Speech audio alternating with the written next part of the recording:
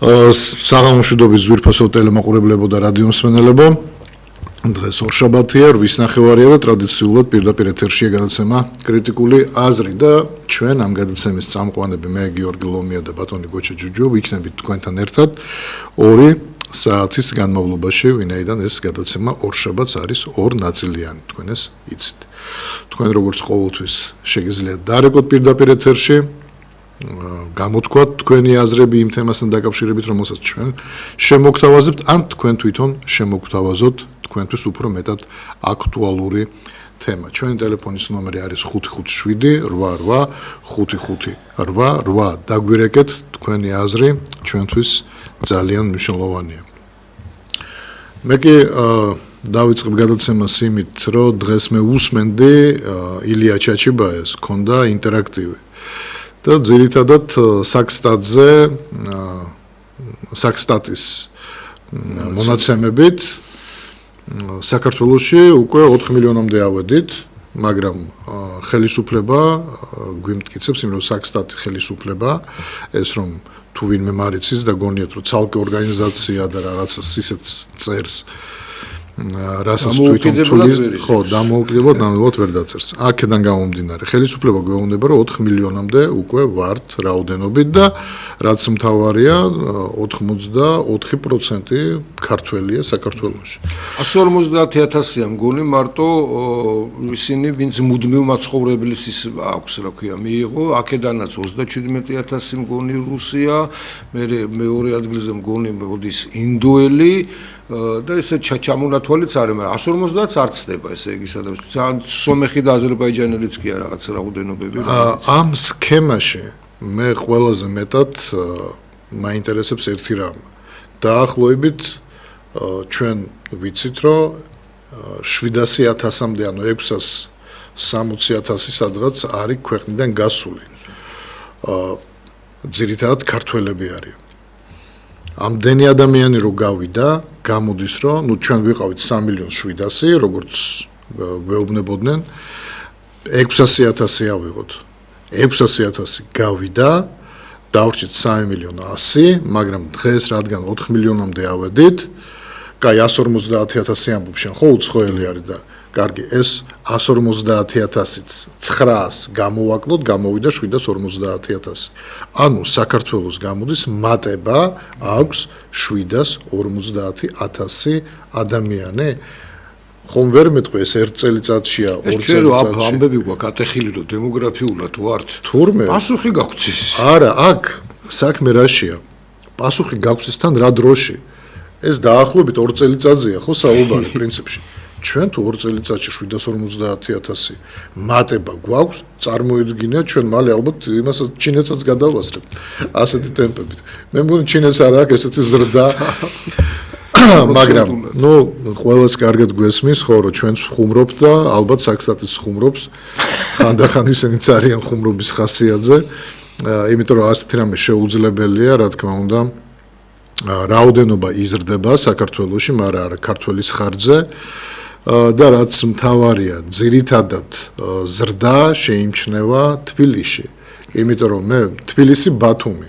იმიტომ რომ მე ვერ ვიტყვი რომ მაგალითად რეგიონებში ჩვენ ახლა ჩავდივართ თელავშიც, თქვა ქუთაისში, ხო ანუ სხვადასხვა ქალაქებში და იქ მე ვერ გეტყვით რომ ან იგრძნობა რომ მომატებულია მოსახლეობა, ან თვითონ ხალხი გრძნობს ამ მომატებას. არა, ძირითადად მომატებას გრძნობს თბილისი და ბათუმი. რატო? იმიტომ რომ ეს არის ორი მიმზიდველი, ერთი თქვათ ტურისტულად მიმზიდველი და პლუს თურქებისთვის ბიზნესის თვალსაზრისით მიმზიდველი რეგიონი, ეს არის აჭარის რეგიონი, კერძოდ ბათუმი და არანაკლებ მიმზიდველი ისევე თურქებისთვის და სხვა უცხოელებისთვის არის ბუნებრივია თბილისი. და აქედან გამომდინარე, თუ კი ჩვენ საუბრობთ მომატებაზე, მე ნამდვილად ვერ დავეთანხმები, რომ ჩვენ 4 მილიონამდე მართლა ავედით, იმ უცხოელებითაც გამორიცხულია, 4 მილიონამდე ვერა, მაგრამ თქვა 3,5 მილიონი ვართ, აქედან არის დაახლოებით 1,200,000 ადამიანი ეს ჩვენ ახლა შეგვიძლია რომ დავთვალოთ ადამიანი, რომელიც ქართულ ეთნოს არ მიეკუთვნება.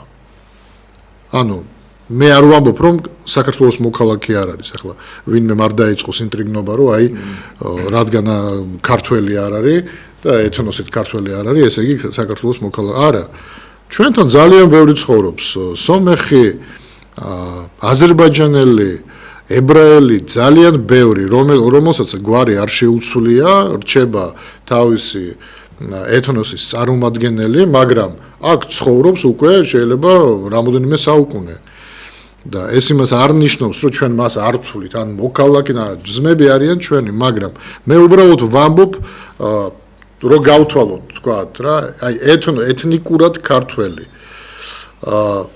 მარტო იმით კი არა რომ გვარს თქვათ შეიცვლის და გვარით არის არა აი მართლა გენეტიკით ქართველი ადამიანი ნამდვილად 1,900,000 ალბათ არ მეგულება საქართველოში მე რომ მკითხო ნუ დასათვლელია მაგრამ თუ ვწდები პლუს მინუს 200,000 მეტი არ იქნება და აქედან გამომდინარე როდესაც ჩვენ განგაშს ვტეხთ მუდმივად ვტეხთ განგაშს რომ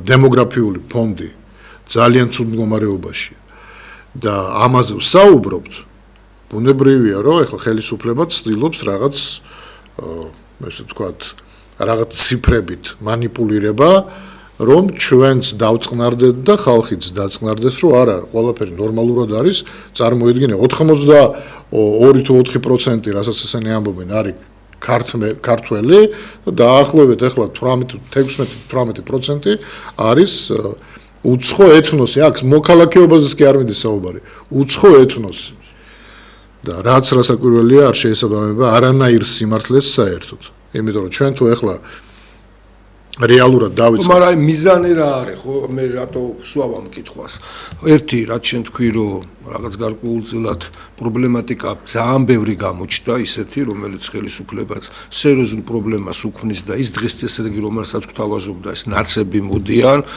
ნაცები აგერ ომს გვიპირებენ ჩვენ მშვიდობა დავიცავით ეს ყველაფერი რაღაც გარკვეული ეტაპი მუშაობს მაგრამ ყველამ კარგად იცის ესეც ჩვეულებრივი მეცნიერება დათვლადია რომ რაღაცა გარკვეული დროის მერე ეს ერთი და იგივე აღარ მუშაობს იმიტომ რომ ადამიანს მუდმივად ბეზრდება ხო ჩვეულებრივი რამე აქვს ჩვენს ისტორიაში უკვე გავლილი ხო აი მახსოვს მაგალითად როდესაც ამბობდნენ რომ აი თქვათ ჩემი ძალიან ახლობელი ადამიანი იყო თქვათ ასლან აბაშიძე და ურთიერთობა და მეგობრობა მქონდა მაგრამ ამბობდა ყოველთვის ერთ რამეს რომ აი მე გადავარჩინე აჭარა არ შემოვარდა ბანდიტური დაჯგუფებები ესენი სამოქალაქო ომის დროს მაგრამ ერთი პერიოდი დადგა სხვათა შორის უგიწი ახლობლებსაც ვინც ისე ვიყავით ვინც მართლა მეგობრობდით რომ ნუ გავიგეთ მაგრამ გავიდა იმის მერე 7 წელი და 7 წელი ომს აგაცილი რაღაცა თუ სხვა რამე არ მიეცი ადამიანს ხო მას უკვე ეს აღარ მუშაობს რა ესე რა თუმცა დიდი მნიშვნელობა რასაკვირველია კონდა ამას რატო ვამბობ მე ვფიქრობ რომ ადამიანს რომ ყოველდღე ეუბნებოდი რომ კარგი ბიჭი ხარ შეიძლება მოსაბეზრებელი ასე რომ ეს უკვე გამოვიდა და უცბად საჭირო გახდა პრობლემატიკა წამოვიდა არაბულ დასახლებებზე პრობლემები და ერთი რამეც მინდა ვთქვა რომ როცა შენ ამბობ კიდევ უსმევ ხას შენ საუბარშიც ეს ჩანს მაგრამ კიდევ ერთხელ რომ ვიღაცამ არ ჩათვალოს რა მართლა რომ აქ იმაზე კი არა გვაქვს ლაპარაკი სხვა ერები გამრავლდნენ რაზეა ლაპარაკი ღმერთმა ყველას ყველაფერი მისცეს მაგრამ ჩვენ იმაზე ვწუხართ რომ ქართველ სახელმწიფო უწყობს თუ არა ხელს ქართველი ეთნოსის გამრავლებას თორე კიდევ ამბობ რასაკვირველია თანამედროვე ცივილიზაციაში და ასე იყო თან საქართველოს მუდმივად იმიტომ რომ თბილისი ჩავთვალოთ რომ არა მარტო კავკასიის ცენტრი იყო შეიძლება ჩავთვალოთ რომ ახლო აღმოსავლეთისთვისაც ეს იყო ძალიან მიმზიდველი ქალაქი სადაც ირანელი ოსმალო რა ვიცი აისორი ნებისმიერი ეროვნების ადამიანები აქ თავს გრძნობდნენ კარგად და მე მონაყოლი მაქვს ისიც რომ მუშთაედი საერთოდ სპარსველი რელიგიური თანამდებობა მუშთაედი იმის გაკეთებულია ქალაქ ზაჩუკა საერთოდ ხო რაზეა კი, მაგრამ ჩემი პოზიცია გოჩა პირდაპირ ვამბობ რა რომ მე არა ვარ ქსენოფობი, ეხლა ყველამ კარგად იცის, მაგრამ თუ გამრავლებაზეა საუბარი, მე არ მინდა რომ უცხოერი მრავლდებოდეს საქართველოში. მე მინდა რომ საქართველოში მრავლდებოდეს ქართველიერი. ეხლა ეს ჩემი ასეთი პოზიცია მიუხედავად იმისა, რომ ძალიან ლოიალურად ვარ დამოკიდებული ყველა ერის მიმართ, პატივისცემით შემიძლია ვთქვა, ოღონდ ყველა თავის ქვეყანაში მაგ კუთხით გამრავლებას რაც გამრავლებაზე თუ ვსაუბრობთ, გაიგეთ თორე თუ ჩვენ ახლა ტურიზმზე და თქვათ რაღაც ინფრასტრუქტურის განვითარებაზე, სადაც ჩამოვლენ, ბიზნეს გამართავენ, თქვათ, მაგრამ მე ისევ დატოვებენ და არ დაიწყებენ ჩამოყვანას თანამემამულეების და ასე შემდეგ, ამაზეც არანაირი პრობლემა არ არის, ჩვეულებრივი ამბავია, მაგრამ ის რომ აქ სოფლებით ჩამოდიოდეს ხალხი და აქ სოფლებს მიწებს ხიდულობენ, სოფლებს კნიდეს, ქალაქებს კნიდეს, ამის წინააღმდეგი ვარ. ზარია ეთერ შემოუშვით. Sağolmuşudobis. გამარჯობა. ხო, მე ჩემი ყურით მაქვს მოსმენილი.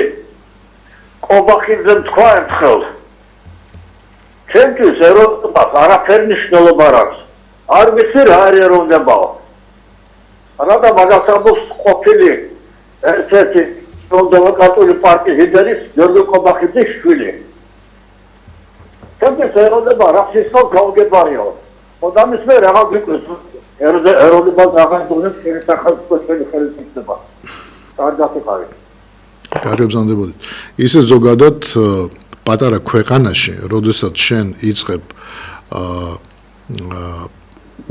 ძალიან ბევრი ეროვნების ჩამოყვანას და არევას ეთნიკურ ჯგუფში, ეს მეტყველებს მხოლოდ იმაზე, რომ შენ გსურს გაზარდო ელექტორატი ისეთი ადამიანების ხარჯზე, ვისაც პოლიტიკა საერთოდ არ გაეგება, შიდა პოლიტიკა და ის ყოველთვის შენ გაძლევს ხმას, მხოლოდ იმიტომ რომ შენ შეუწყე ხელი იმაში, რომ ის ჩამოვიდა, დაალაგდა და ასე შემდეგ.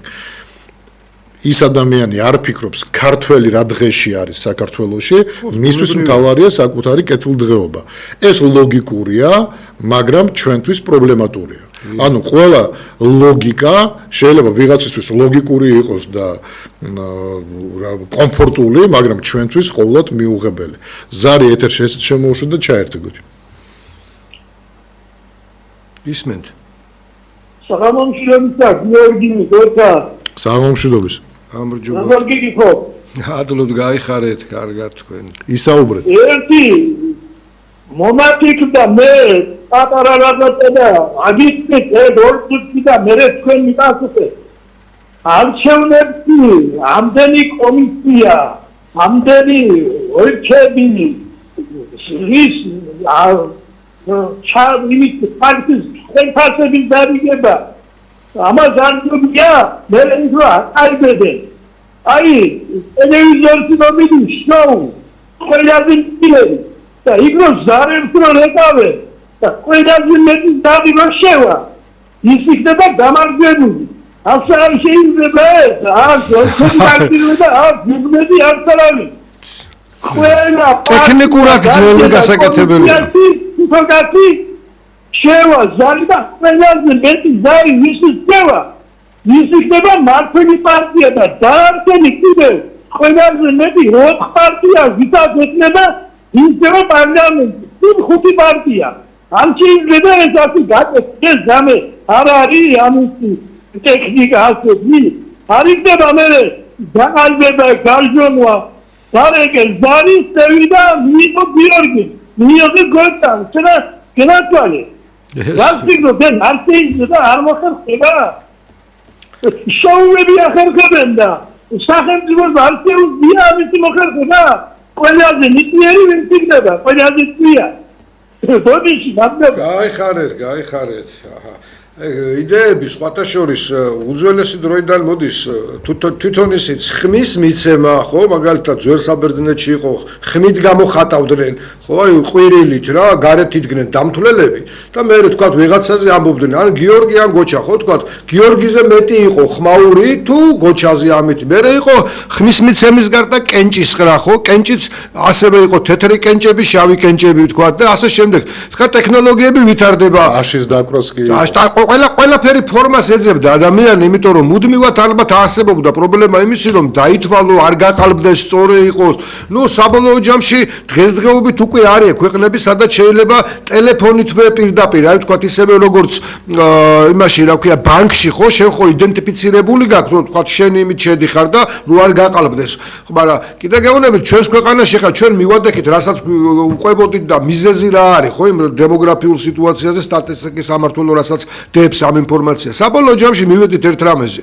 სწორედ აი რასაც თქვენ ამბობთ. სინამდვილეში ეს ყველაფერი ხო ხმისთვის არჩევნებისთვის არის აქვე მოგონილი.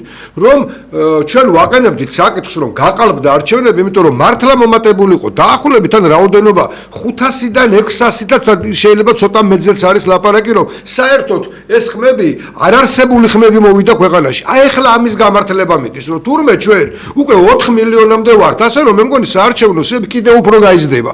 და ეს პრაქტიკაც კიდე გეუბნებით, ეს პრაქტიკაც ნანახი მაქვს. მაგალითად ერთადერთი და ალტერნატივად იგივე აჭარა მოიფიქრა მაშინ რა, თუკი თბილისი გააყალბებდა და თქვათ ჩაწერდა დიდ რაოდენობას პროცენტს, ასლან აბაშიძე უპირისპირებდა ამას, რომ ისიც აყალბებდა და ხანდახან ისე შეეჯვრნენ ერთმანეთს, რომ თბილისმა რომ ძალიან ბევრი აჭარაში ამდენი არათუ ხმის მიმცემი ბავშვიანაც რომ ჩაგეთვალა ამდენი მოსახლეობა არის, იმიტომ რომ ამით უნდა დაებალანსებინა. აი დაახლოებით ამ დღეში ვართ. ეს სტატისტიკის სამმართველო სინამდვილეში ამას ამზადებს, რომ დაიდებას, აი ალბათ არჩევნები რომ ჩატარდეს, ჩვენ თურმე გაზრდილია მოსახლეობა, ხა ჩვენ ამ ეთნიკურობის მომენტსაც ვაძლევ აქცევთ ყურადღებას თორე მათ ეს ნაკლებად აინტერესებს. აგერ ბატონი ამბობდა რომ კაცი ამბობს საერთოდ არ მაინტერესებსო. ეს უცბად გახდნენ თან ესეც სხვათა შორის გაურკვეველია. ჯერ იყვნენ და მართლაც ესეთი ულტრალიბერალური დაიჭირეს, ხო? კონსტიტუციაშიც კი შეიტანეს, კაცო, კანონები და ისეთი კანონები მიიღეს, რაც ლაპარაკობთ, მართლა გააოცეს ევროპა, ხო? ამ მიმართულებით. ქართულმა ოცნება. მერე უცბად მიხვდნენ რომ ეს მომგებიანი არ არის, ქართულ ხალხთან სერიოზულად კარგავენ, როგორც ამომრჩეველს, უცბად მერემ გახდნენ ულტრა მემარჯვენეები და ეხლა უცბად ამოვარდნელია მაშინ რა ქვია ბატონი კობახიძე ამ იმიდან ჩარჩოდან, იმიტომ რომ რას ნიშნავს აგერ ბატონმა თქვა რომ ეროვნული დემოკრატიული პარტია, რომელზედაც მართლაც ეხლა მამადაშვილი პასუხს არ აგებს, ეს ჩვეულებრივად მე თვითონაც ვიცი ოჯახში არ ნიშნავს რომ მე როგორც ვაზროვნებ, ჩემი შვილი ისე უნდა აზროვნებდეს, ან პასუხი მოეთხოვებოდეს და შეიძლება გიორგი სრულიად სხვაგვარად აზროვნებდეს და მისი შვილი სრულიად სხვაგვარად შეიძლება აზროვნებდეს, მაგრამ აქ საუბარი არის პოლიტიკური იმ ხაზზე, რომელსაც ატარებს ეს ქართული ოცნება. და უცბად ამ ხაზში არსებობს ესეთი მომენტი, რომ საერთოდ მნიშვნელობა არ აქვს თურმე ეროვნებას და ის საერთოდ კოსმოპოლიტურად უყურებს, თავარია მოქალაქეები იყვნენ და რა მნიშვნელობა აქვს, ხო, ვინ იქნებიან? აზიელი მოქალაქეები იქნებიან, ჩინელები იქნებიან, რა ქვია, თუ აი ასეთი ფორმით უყურებს ქართული ოცნება ამას, არ მგონია ქართული ოცნება დღეს თითქოს რაღაც სხვა რამეს ამბობს უფრო, ხო? უცბად ოჯახურ ტრადიციებზე, სარწმუნოებაზე. ამბობს ერთია, შენ ახლა რაზედაც ისაუბრე, ყველაფერზე ისაუბრე ზუსტად ისე როგორც ხდება. უბრალოდ მე კითხვა დასვა, კითხვა არ უნდა დაგესვა, უნდა გაგეგრძელებინა.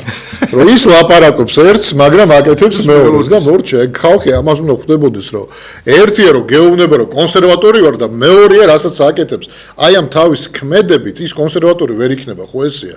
როცა მე ვამბობ რომ მე მინდა დემოგრაფიული ფონდი გავაძლიერო და რა უნდა გავაკეთო ამისთვის. ესე იგი დღეს მაგალითად ფეხმძიმე ქალი რომ მიდის სამშობიაროში და კვლევას და იმ ყველაფერს რო იტარებს, ასე ვთქვათ, აი დაახლოებით 1000-1200 ლარი მას უჯდება ეს ციკლი. ხო, ახლა ყველა ოჯახს არ აქვს მარტო ამისთვის 1000 და 1200 ლარი. ბავშვის შეძენა კიდე ცალკეა. ეგ ცალკეთე მე გეუბნები. თუ არ გამოუწერეს წამლები, თორე შეიძლება ის წამლები გამოუწერონ და ავიდეს 5000 ლარზეც და ახლა ესე იგი ბავშვი რო დაიბადოს, ჩვეულებრივ მე არ გეუბნები სუროგაძე არ ვსაუბრობ. ჩვეულებრივ ოჯახში ბავშვი რო დაიბადოს, ნორმალური ჯამრთელი, იმას თქვა წამალი დაჭირდა ქალს ან რაღაცა, შეიძლება 6-7000, თქვა 6000-8000 ლარი 9 თვის განმავლობაში დაუჯდეს, ხო, ეს ყველაფერი მარტო კლინიკაში. ამაში სახელმწიფო არანაირ ესე ვთქვათ მონაწილეობას არ იღებს, არ ეხმარება. ცალკე კიდე თუ სერიოზული პრობლემა გაუჩნდა, კიდე იქ შეიძლება ავიდეს 15000-ზე და 20000-ზე. ეხლა ისმის კითხვა, დემოგრაფიულ ფონდზე, როდესაც საუბრობთ, რითი ეხმარებით. კაცების დახმარება არ ჭირდება, იმიტომ რომ ქმრები ყავთ და ნახავენ ბოლოს ეს ხელისუფლების საქმე არ არის. ხელისუფლების საქმე არის მაქსიმალურად ხელი შეუწყოს, რომ პროცესი იყოს რაც შეიძლება იაფასიანი. ანუ ექიმთან რომ შედის ფეხმძიმე ქალბატონი, იმას არ უნდა უჯდებოდეს ისეთი ფასი, რომ ან მანქანის გაყიდვა მოუწიოს, ან რა ვიცი, სახლის ბანკში ჩადება და ასე შემდეგ. ამაზე უნდა ეგ არის, ეს არის ხელშეწყობა. მერე მშობიარობის დროს უნდა იცოდნენ, რომ ისეთი ფასი უჯდება მშობიარობა, რომ რაც არ უნდა იყოს, თქვათ, არ აცდება საშუალოდ ისეთ ფასს, რაც შეიძლება ნებისმიერმა ოჯახმა ერთი თვის ხელფასით დაფაროს. აი, ეს როცა ესმის ოჯახს, პრობლემა არ აქვს. მე-3 თუ მე-4 თუ მე-5 შვილის გაზრდაში, აღზრდაში მაქსიმალური ხელშეწყობა სკოლის მხრივ იქნება თუ ბაღის მხრივ იქნება, ისეთი რიგებია, ისეთი უბედურებაა, რომ უკვე მართლა ზოგიერთი ამბობს, რომ გავაჩინო, მე რა ვქნა, კაცო, მე სამსახურს ვერ დავტოვე და ბავშვი ეხლა ამას ლოზუნგები კი არ შველის, რასაც გიორგი ლაპარაკობს, ეს თუ არ გააკეთა სახელმწიფო, თანარჩენი ლოზუნგების დონეზე, ან აგრძალვების დონეზე, რა ქვია, აბორტები აგრძალოთ, ეს არ შველის ამ საქმეს. აქ რასაც გიორგი ამბობს, სახელმწიფო რამდენად ცდილობს იმას და როგორ აკეთებს, რა თანხას იხდის. ჩვეულებრივი რამე, ყველაფერს თავისი ფასი აქვს. ხო, მე ბავშვი აღარ ლაპარაკობთ, კაცო, ჩვენ იმაზე რომ მართლა ოჯახში ბინა რო იყიდოს, ადრე თქვა, ხო, შენ ამბობდი კიდევაც, ბინა რო იყიდოს, წარმოგიდგენიათ?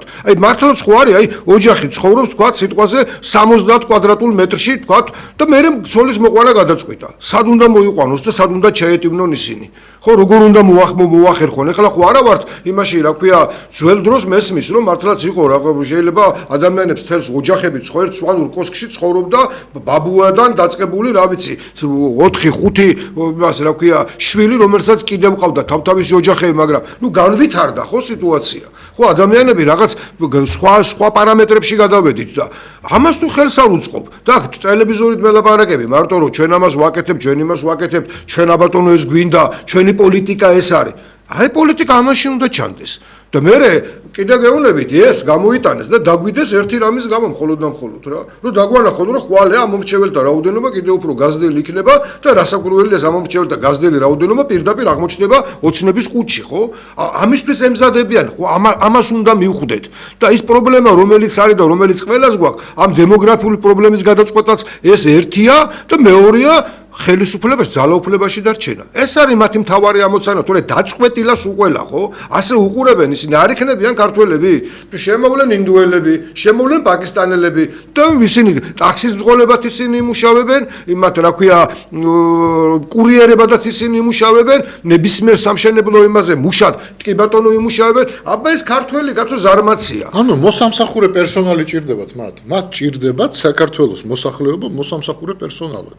და რო ამბობ ჩვენ რომ გაზრდილია და ემზადებიან თქვა არჩევნებზე რომ ეს გაზრდილი ციფრი გვაჩვენენ ხო რით ხარჯზეც ვითომ იგებენ 2024 წელს 3.700.000 იყო ეხლა უკვე ამბობენ რომ 4 მილიონამდე ავედით და ეს არ არის უცხოელის ხარჯზე და შენ რომ მე მაჩვენო 28 წელს თქვა 4.50.000 ან 4.100.000 კაცი ეხლა ვსვავ კითხვას თუ 2024 წელს ეს ხალხი არ არსებობდა, ესე იგი დაიბადა და 3 წლის ასაკში თუ 4 წლის ასაკში იქნება 28 წელს, ხო? ამიტომ რაც არ უნდა იყოს, თვითონ ამომრჩეველი არ მომატებულა, ხო? ანუ რომს ჯერთი არ არსებობს, რა თქმა უნდა, სკოლებში არ მომატებულა ბავშვები და ხო და მაგას ვამბობ, ეგ არ არსებობს, მაგრამ რომს ესე იყოს, მე ვილოცებდი რომ ასე იყოს, რომ 300.000 ბავშვი დაბადებული იყო ამ ბოლო 2 წელიწადში ამაზე ყოველდღე ვილოცებ, მაგრამ ეს ხო ასე არ არის, მაგრამ რომც იყოს, თქვათ, ეს ხო არ არის ამომრჩეველი. შენ რომ 2028 წელს დამიდებ, რომ ბიჭო, აი 4 მილიონი კაცი რო ვართ, იმიტომ მოვიდა 2 მილიონი, ბიჭო, ამომრჩეველი ხო არ მომატებულა. ამ 2 წელიწადში, მაგრამ ამას ვინ აკვირდება? მე გეუბნები შეიძლება დღეს 1-2 საათი, თქვა 3 საათი სადღაც ილაპარაკო, რომ ეს გამორიცხული აგერ მათემატიკურად არანაირად არ ჯდება და რა, მაგრამ ხვალ უკვე ამ თემაზე არავინ არ ლაპარაკობს, ხელისუფლებაში მაინც მე ვიქნები. ყველაფერი მაინც ისე იქნება, როგორც მე მინდა და არ მაინტერესებს თქვენი აზრი, არც ის, რომ მათემატიკურად დათვალეთ, არც ის, რომ რაღაცას არ ეთანხმებით, საერთოდ არაფერი არ მაინტერესებს, მთავარი ხელისუფლებაში ვიყო. ეს უნდა გაიაზროს პირველ რიგში ოცნების ამომრჩეველმა და მომხრემ, რომ ბოლოს და ბოლოს შეიძლება კიდევ ერთხელ ვამბობ, რამდენიც არ უნდა იყოს, მე დარწმუნებულია, რომ ეხლა არც ნახევარი ხართ თქვენ ქვეყნის და არც 40%, მაგრამ რამდენიც ხართ, აი პირდაპირ გეუბნებით, რამდენიც ხართ. ამ 30%-ში თუ 25 თუ 30%-ში დაახლოებით შეიძლება 3% ცხოვრობდეს მართლა კარგად და ოცნებაზე იყოს დამოკიდებული, დანარჩენები ვინც ხართ, აი 27 იქნება თუ 23 თუ 25 არა აქვს მნიშვნელობა. თქვენ უბრალოდ უყურებთ ხელებში იმ ადამიანებს, როდის რაც გადმოაგდებენ, თუ რამის გადმოაგდებენ, თუ არ და სახში ზიხართ და თქვენც არ მოგწონთ ის რაც ხდება, მაგრამ ვინაიდან ხმას აძლევთ, გონიათ, რომ ეხლა აპოლოგეტი უნდა იყოს თვითონ პარტიის და თუ მეზობელი გეუბნება, რომ ეს ცუდია, ცდილობ რომ დაუმტკიცო, რომ არა კარგია, მიუხედავად იმისა, რომ თვითონ ხვდები, რომ ცუდია. მაგრამ პრინციპულად რადგან ხმას აძლევ და ან კოორდინატორი იყავი ოდესღაც ან რაღაცა ბოლომდე აგრძელებ ამ პოზიციაზე დგომას და ეგ არის არასწორი. არასწორი საკუთარ თავს ხო ღუპავ, სხვებსაც ხო ღუპავ, ქვეყანას ღუპავ, რაც მთავარია. აი წარმოიდგინეთ, რომ გავა 20 წელიწადი, 30 წელიწადი და მართლა ქართველები აღმოჩნდებით უმცირესობაში. აი დარჩა 800,000 ქართველი, დანარჩენი უცხოელია. რა სიტყვი, მე ან რას იზავთ? მეზობელი რო გეყოლება ვიღაცა უცხოელი, რომელიც გამოვა და რა ვიცი, ან შეგაგინებს, ან გცემს, იმიტომ რომ აი ესეთი კულტურის ტიპია, ვთქვათ, ვიღაცა ჩამოსული და არ აინტერესებს შენი. არც ის რომ ქართველი ხარ და შენთან არის ჩამოსული. არა, ის უკვე ჩათვლის, რომ საკუთარ ქვეყანაშია. იმიტომ რომ მოქალაქეა, იმიტომ რომ რაღაც გადასახადებს იხდის და როგორც მას სურს, ისე მოიქცევა. მე რა სიტყვით? ვის ლანძღვას დაიწყებთ? მაგრამ ამაზე დღეს არავინ არ უნდა ფიქრი, ხო, არა ეს არ მოხდება. ეხლა ხელისუფლებას რო დაუსვა ეს კითხვა, რომ არა, აბსოლუტურად ახლა გითხარით, აგერ 84% ჩვენ ვართ და ჩვენი რიცხვი იზრდება, ამას გეტყვის. გარეთ გამოდიხარ, ბიჭო, შენი თვალით ხედავ სიტუაციას, მაგრამ ქაღალდზე რიცხვი იზრდება. ანუ უნდა დაწყნარდე და გაჩვენო. ეკონომიკა წინ მიდის, ქაღალდზე ესეა, დემოგრაფიულად აი, ისეთი რაღაცებს, ანუ ყველაფრის გაყალბება შეიძლება, კაცო, მართლა ბოლო ცხოვრება გაყალბებული და ერთადერთი, რასაც კიდე გეუბნებით, ვეჭიდებით არის ეს რაღაცა თითქოს არ ვიცი ესეც აი როგორ იმით შეიქმნა, ეცი მე მესმის ამას რაღაც გარკვეული საფუძვლები აქვს, მაგრამ ისეთი არა რომ აი მშვიდობა არის ქვეყანაში. აი ის რომ ომში არ ჩავერთეთ, ის რომ რაღაცა შარებში არ გავეხვიეთ, ის რომ აი კი წავიდა ეხლა აქეთკენ რომ თანდათანობით ხედავთ რომ პოლიცია ისე იქცევა როგორც აი ცოტა ხნის წინ თითქოს ამას ვებძოდით ერთად და თითქოს ვცდილობდით რომ სამართლიანი ყოფილიყო, ხო? სასამართლო სამართლიანი ყოფილიყო. გვინდოდა რომ პოლიციელი მართლა ყოფილიყო, პოლიციელი რომელიც კრიმინალს მას იზავდა, რა ქვია, ებძოდა და თვითონ კრიმინალთან ასოცირება მისი არ მოხდებოდა. აი ეს ყველაფერი თვალწინ გვენგრევა. კიდევ გეუბნებით მესმის, მე მყავს მეგობრები მეუნებიან და გიორგი მით უმეტეს ნაჯდომია რომ არ გადიოდა დღე რომ პატიმარი არ დაღუპულიყო. ჯერ ამ მდგომარეობამდე არა ვართო. ჯერ არა ვართ რა მისული იქ როცა მართლა 2-3 იყო ჩაულებრივად უყდებოდა პატიმრები გლდანის ციხეში ვიყავიო კაცი მიყვე. გავიგე რომ ჯერ იქამდე არა ვართ მისული, მაგრამ ნუ რა გრჩება. ესე შეიძლება შედარება 37-ში მაშინ კიდე იმის წინ კიდე უარესი ხდებოდა და იმის წინ კიდე უარესი, მაგრამ ადამიანები რაღაც განვითარებისკენ მივდივართ, ხო? რაღაცა მეტი ხო უნდა მოვთხოვოთ. აი მარტივ რამეებს გეუბნ, ხო უნდა მოვთხოვოთ ამ ხელისუფლებას და უთხრათ, რომ ბოლოს და ბოლოს წაიღე რა უკან ის საზიზღარი კანონები, რომლითაც პირდაპირ უკანონობის დაკანონება ხდება. სამართლებრივ ყველანაირ ჩარჩოს გაანებე თავი მართლა ევროპა და ამოვიდა, ხო, ხელში ჩვენ თვითონ არ ვიცით რა არის კარგი და სწორი. ჩვენ არ ვიცით დემოკრატია რა არის. ხო, კარგად ვიცით როგორცაა. ჩვენ არ ვიცით სასამართლო როგორი უნდა იყოს. ჩვენ არ ვიცით დემოგრაფიული სიტუაცია როგორი უნდა იყოს. ბევრი რამეა ისეთი, რომ კიდე გეუბნებით ეს ჩვეულებრივი არის, რომ ადამიანებზე გავლენა, ხო, აი თქვათ, ხდებოდა ეს ელინური კულტურის გავლენა, ხო, ხდებოდა ისეთ ერებზეც კი, რომლებიც აი აზიური ტიპიური, აი თქვენ წარმოიდგინეთ, ებრაულ ერზეც კი ხდებოდა პირდაპირ გავლენა ამ იმის ელინური კულტურისა, ხო? და მთელი ახლო აღმოსავლეთი ესე იყო. მე რომაული გავლენა იყო ვებერთელა, ირანს ჰქონდა თავისი გავლენა. ანუ ეს ჩვეულებრივი რაღაცებია. გავლენები ხდება და არის. ჩვენც ამ გავლენებში ვერ გავექცევით. ჩვეულებრივად იქნება ეს ყველაფერი, მაგრამ ჩვენ შეგნით ხომ უფრო კარგად ვიცით რა გვინდა. ჩვენ ხო აზიური კულტურაც კარგად ვიცით. ჩვენ ევროპული კულტურაც კარგად ვიცით. ჩვენ ამ ევროპასა და აზიას შორის სადღაც აი რუსულ კულტურასთანაც ქონია ურთიერთობები, თითქმის 200 წლიანი ურთიერთობები და ისიც კარგი. ჩვენ ეს ყველაფერი ვიცით. და ვიცით რა როგორ უნდა მოვაწყოთ ჩვენი ქვეყანა კარგად. და არის რაღაცები, რომელიც აუცილებლად გვჭირდება, იმიტომ რომ ვიღაცამ თავიდან ხომ არ გამოიგონებ ველოსიპედს. სასამართლო როგორი უნდა იყოს? ეს მოგწონს თუ არ მოგწონს, ევროპული რო ჯობია აზიურს. ხლა ამას კითხვა უნდა, კაცო. შარიათით გვინდა ვიცხოვროთ? თუ სად არაბულ ქვეყნებშია უკეთესი სამართალი, თუ სად მითხარით, თუ ჩინეთშია უკეთესი სამართალი. სამართალი ყველაზე საუკეთესო რომ ევროპულ ქვეყნებში არ ვიცით ეს? ის რომ ეკონომიკა როგორ უნდა განვითარდეს და კონკურენცია როგორ უნდა იყოს, სახელმწიფომ რა როლი უნდა ითამაშოს. ახალს ხომ არ მოიფიქრებ რამეს? ხომ ხედავთ დიდ ქვეყნებშიც, ჩვენნაირი ტიპის ქვეყნებშიც როგორ ამაზეა ხო ლაპარაკი რომ ჩვენ საკმაოდ კარგად შეგვიძლია, აზროვნებად შეგვიძლია, პროფესიონალებიც ყავს, ჯერ კიდევ ყავს და კიდევ კარგი რომ მართლა ახალგაზრდა თაობა მოდის, რომელიც მართლაც გადასარავი ახალგაზრდა თაობა მოდის. ნუ შეხედავთ მათ ისეც რომ ზედმეტი თავისუფლება, ჩაცმულობა არ მომწონს, რაღაც გარეგნული იმითი რა თქვა, გაანებეთ ამას, სხვა რამე შეხედეთ. მათ იმას ტოლვას შეხედეთ სწავლისადმი. შეხედეთ რომ რამ ხელაზე ამ კონკურენციას რომელიც სხვა ქვეყნებს უფრო მეტად აქვს, იმიტომ რომ უწყობენ ხელს, ესენი ახერხებენ ამას, ოლიმპიადებზე იბარჯვებენ, ჩადიან ნებისმიერ იმაში შეხედეთ სფეროში, ქართველები გვაქვს ეს ნიჭი ხალხო და მოდით რა რაღაცაზე ამ ხელისუფლებას ეს მაინც მოუთხოვოთ რა, უთხრათ რომ მოდი რა არ შეიძლება ესე ბოლოს და ბოლოს. ნუ რას აკეთებ, დაიქცა ქვეყანა.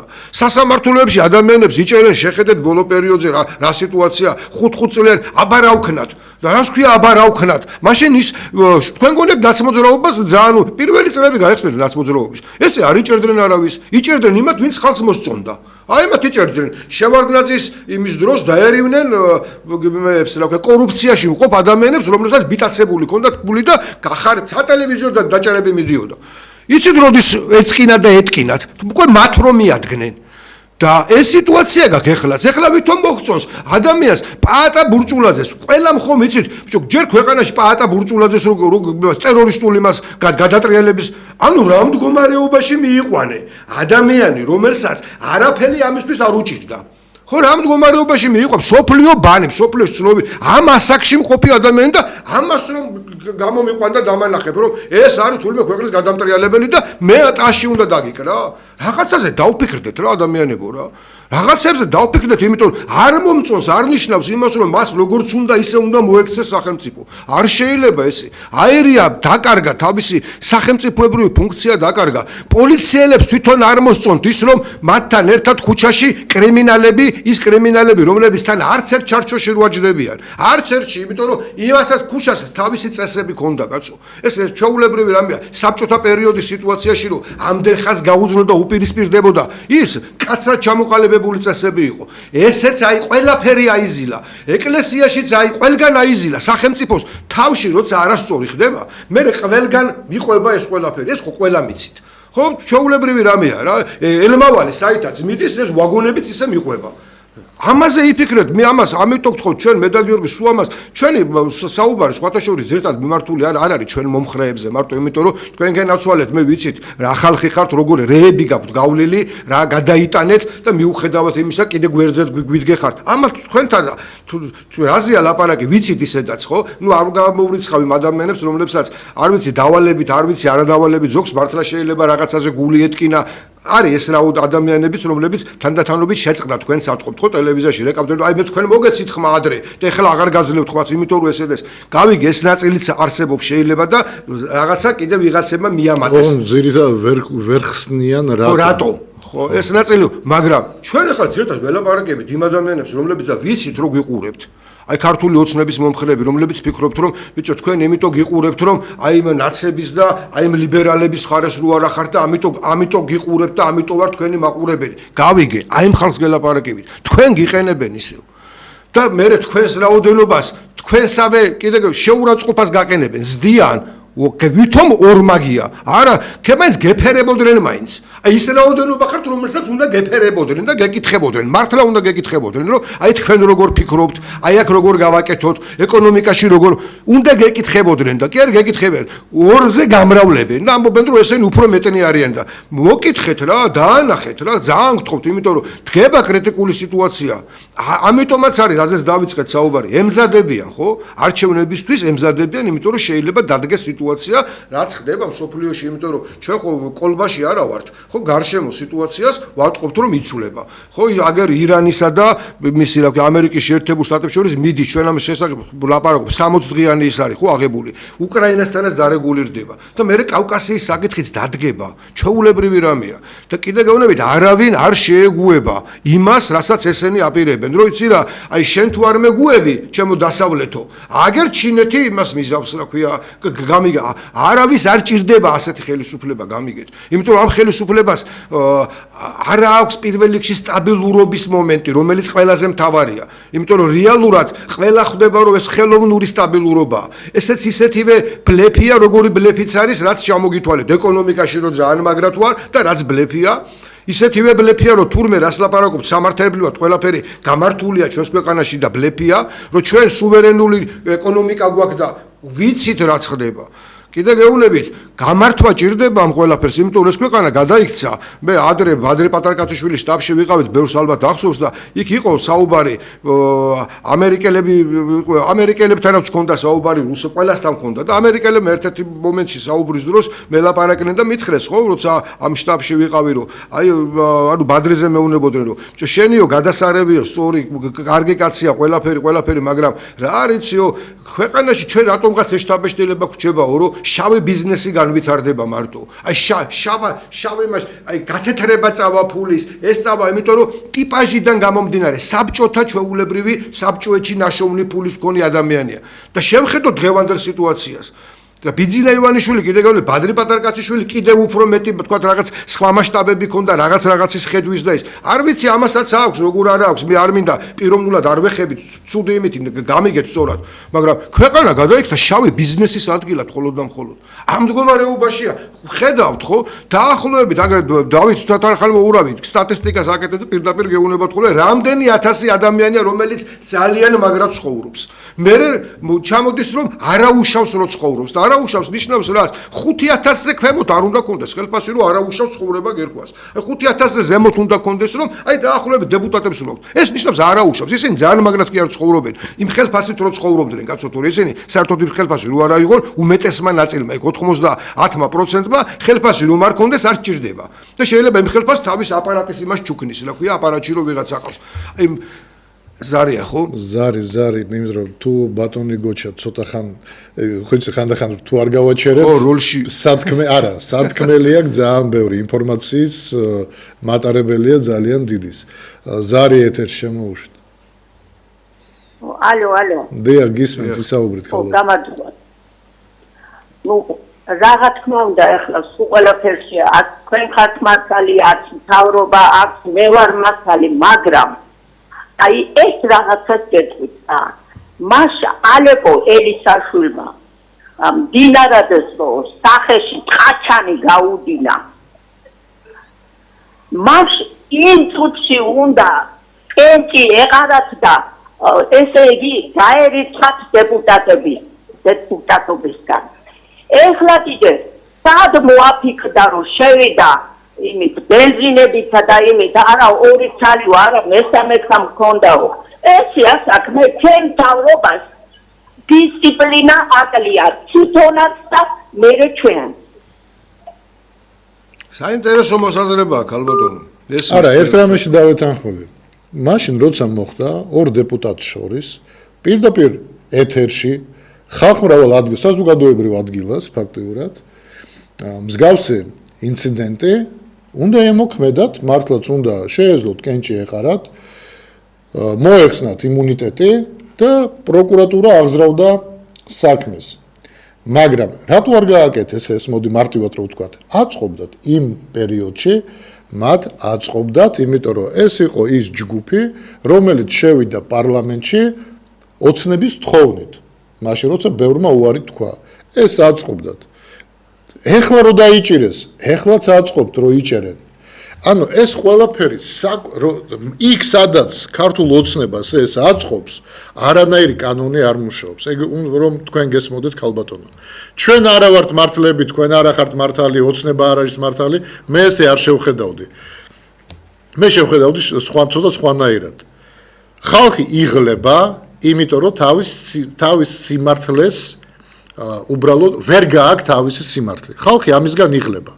ოცნება ამას კარგად იყენებს და აი როგორც თქვენ ახლა ამბობთ რომ მაინც და მაინც ელისაშვილზე ამახვილებთ ყურადღებას მე მაგალითად ელისაშვილი თუ სხვა ოპოზიცია ჩემთვის ნაკლებად საინტერესოა ნაკლები გალახეს კაცო ოპოზიცია არა გასაგებია რა ჩემთვის ნაკლებად საინტერესოა ქალბატონო თქვენ ახლა უბრალოდ გადაიყვანეთ ერთი ჭრილიდან მეორე ჭრილში გადაიტანეთ სიტუაცია რაზეც ჩვენ საუბრობდით და აი მე მარტივად გიხსნით მე გეთანხმებით იმაში რომ უნდა მოეხსნათ იმუნიტეტი და საქმე უნდა აღძრულიყო, მაგრამ ეს არ გააკეთეს, იმიტომ რომ არანაირი კანონი არ მუშაობს.